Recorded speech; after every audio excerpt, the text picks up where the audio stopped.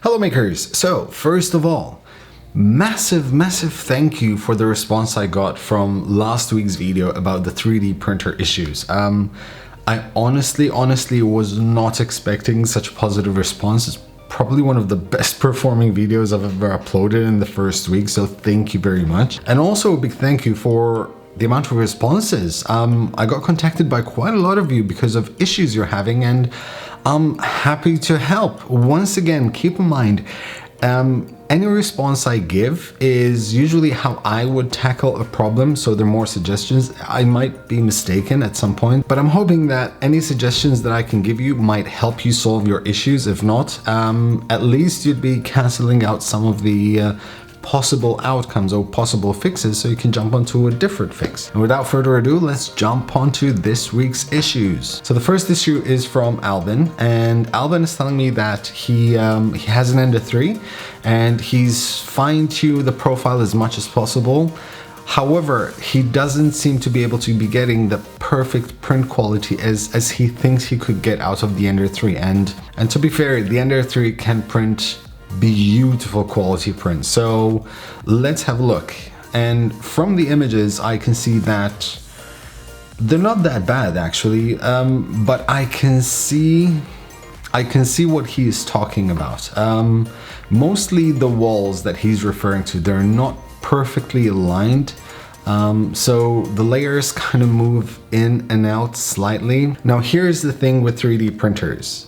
So Filament Frenzy, he's like the printer profile whisperer. He does amazing printer profiles, and they're almost perfect, if not perfect. So if you use his profile on the same machine that he uses, using the same PLA he uses, you'd think that you'd have the exact same result. Not necessarily, because the Ender 3 or most other printers are something you assemble, and therefore there are chances that the machine would be assembled differently. So if you're using a perfectly tuned 3D printer profile on Simplify 3D or on Courier, chances are, if you're not getting the print quality that you expect, it might be the printer itself. Now, it shouldn't be anything software related or firmware related, but I do suggest that you make sure that all your belts are tight and that you have enough tension both on the x-axis and the y-axis.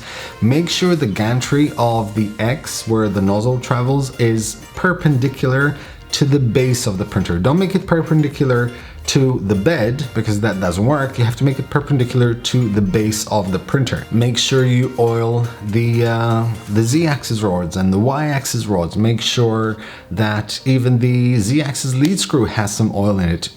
Just get it as perfectly tuned as possible. Now, if all those things, you're using the perfect profile, you're sure you have a perfectly tuned machine, and you still don't get perfect quality prints, chances are that it's the filament that's the issue. Now, companies like, for example, Prusa have very tight tolerances of 0.02 millimeters, and that's insane. That's really good quality.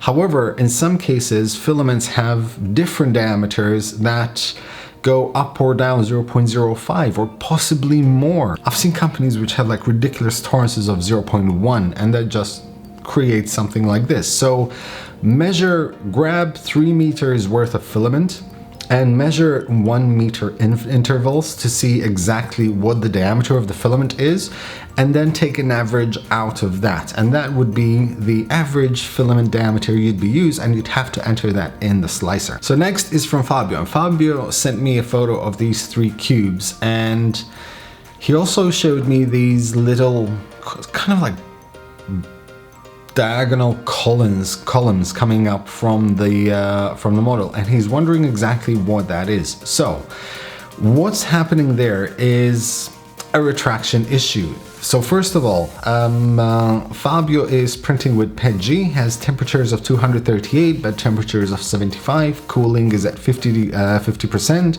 and retraction speed of 25 millimeters a second at 4 millimeters, because he has a Bowden setup. He's also tried up to 7 millimeters. So if you notice, those diagonal columns are in opposite directions on the 2 ends of the cubes. Now, this is what happens. So you have a nozzle that's printing when it stops to go to another place, it retracts filament and then it moves. Now, as it moves, a little bit of that filament oozes out, just a tiny bit. And when it starts to print, before it gets to the model, it hits the edge of that model and leaves a blob there. Starts printing, goes to the next one. As it comes back, there's another piece of blob which hits that piece of blob that it deposited before. So it starts getting vertical. So there are two ways of actually counteracting this. First one is Z-hop. Now, Z-hop is to have the nozzle lift up a little bit before it travels from one place to the next. And that would solve this issue for sure. The only chances are you might get a little bit of hairline stringing, which is no big deal, can easily be cleaned up in post-processing. That should definitely help. Secondly, I would suggest you increase the speed of the retraction by maybe 40 or 50 millimeters a second, just so you can have that little bit of extra suction when it pulls the filament inwards, preventing more blobbing at the nozzle. Another thing is travel distance. Make sure you get it to move fast. Don't give it enough time for it to ooze out any filament. So if you have travel speeds of 30 millimeters a second from one place to another, or 50, try to bump it up to 80. Hopefully it doesn't create issues with, layer shifts because it's too fast, but up to 80 millimeters a second, it should be fine. So Z-hop, traveling distance, and make sure you put coasting. With PETG, coasting is ideal to have. So maybe put like 0.2 or 0.3 millimeters of coasting. And that should hopefully solve all your issues when it comes to that. So next we have Nikki. Nikki says that he has overextruding issues, and unfortunately not a lot of information was provided to me with this video. But from what I can see there, that just seems like your retraction settings are completely off. So I can see that it looks like it's a direct drive. If I can see properly, it looks like an ANET A8 or something similar. That's definitely a direct drive. So make sure your retractions are on. Make sure you have at least maybe 1.2 millimeters of retraction length. I don't know what temperatures you're using. I'm guessing that's PLA, so make sure you use like 205 degrees if you're not printing too fast.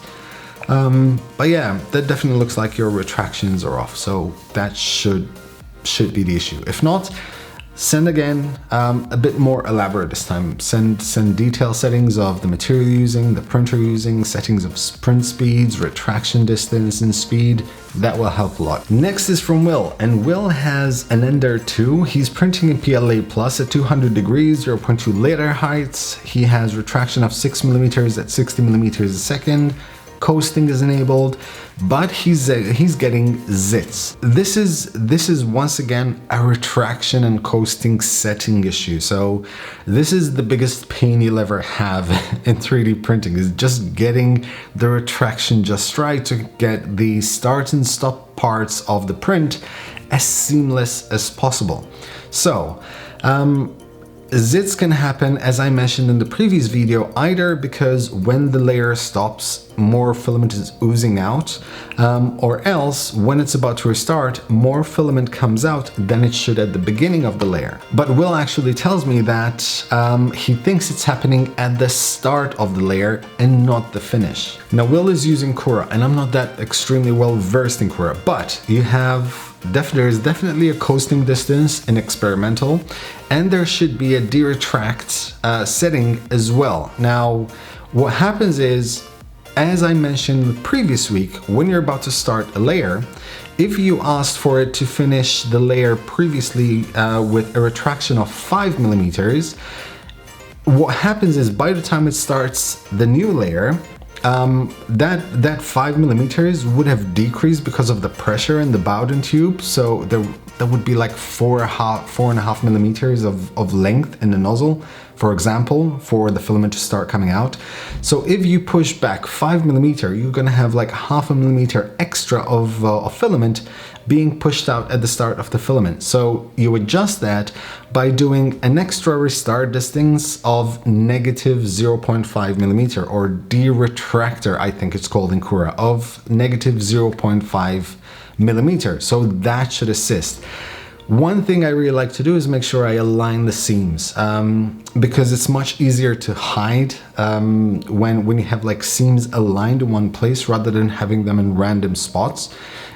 Even if you don't manage to tune it perfectly, it just looks cleaner when they're in one spot. This is an example. So my seams here are aligned right here. Now I could have done this better. I could have actually got them to align right in there. So this is something I'll be talking about in a while. But yeah, having them aligned just look a bit cleaner than having them in random places. Next up is Keith, and Keith says, I have 3 pictures of a slightly upsized benchy. These drooping loops appear on many, not all prints, no matter the material. PLA, Advanced PLA, PG. This was an Amazon Basics Advanced PLA, 225 degrees. It needs hotter. Bed 55 degrees, 50 millimeters second, CR10S. What's causing these loops? I'm assuming he's mentioning about these, and this is really weird. So what it seems like it's happening here is that while the printer is printing, the nozzle kind of moves out of the way and goes back in, or something to that extent. At least that's what they look like, because there's no reason for those to be there if the printer is just printing in the same spot. And what I can see is that here, for example, where there's this large loop, there's kind of like a missing piece here of layer. So what I'm thinking here is, first of all, before you start printing, check the preview of the slicer you're using, whether it's Cura, Simplify 3D, Slick 3R. So check the preview and see if the nozzle does any movements outside of the model, to see if it happens during the slicing part, or whether the printer is doing it just because it's just acting up. Now, if it's the slicer, then you know, well, the slicer is the issue. I would also suggest trying this with a different slicer, first of all, just to see if it still happens. If it's not in the preview, which I doubt it is, second thing I would suggest is change your memory card, the SD card that you're using for the printer, because it might be faulty and it might be corrupting the G-code. And honestly speaking, those are the only 2 things I can think of. It has to be one of those 2. If it's the printer firmware, which I doubt, but if it is, then simply re-uploading the firmware should help, but I highly doubt it's going to be that. This looks more like a corrupt G-code, so whether or not something's up with your PC or your slicer that are corrupting the G-code, or chances are that it's the SD card. But the first thing I would suggest you do is try it with a different slicer and see if you still have the same issue. Next one is from Marcus, who is having a very similar issue to the previous one that I saw, and that is with PETG and having those kind of like diagonal columns. And however, this is a bit more complex, and I'll explain. So he's printing with PETG at 60 millimeters a second. The printer is a Core XY with a genuine Bondtech BMG Bowden extruder and a genuine E3D Volcano hot end, and a 0.6 millimeter nozzle. Retraction is set to 4 millimeter and 0.9 millimeter extra de-retraction distance. Travel speed is 200 millimeters a second. So, okay. Volcanoes are a whole different beast to tune than normal E3D hot ends.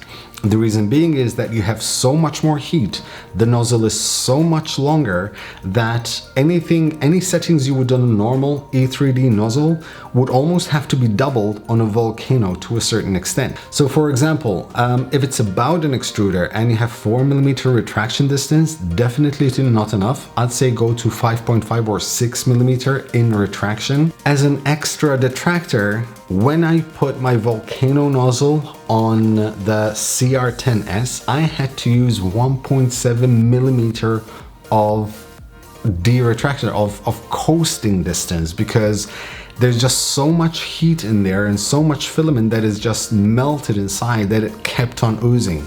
So that's definitely an issue here. I would suggest that you increase the retraction.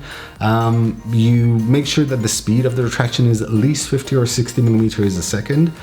You have a coasting distance of about, now that's another thing, it's a 0.6 millimeter nozzle. So once again, even bigger margins. So try with 1.5 millimeters of possibly de-retraction.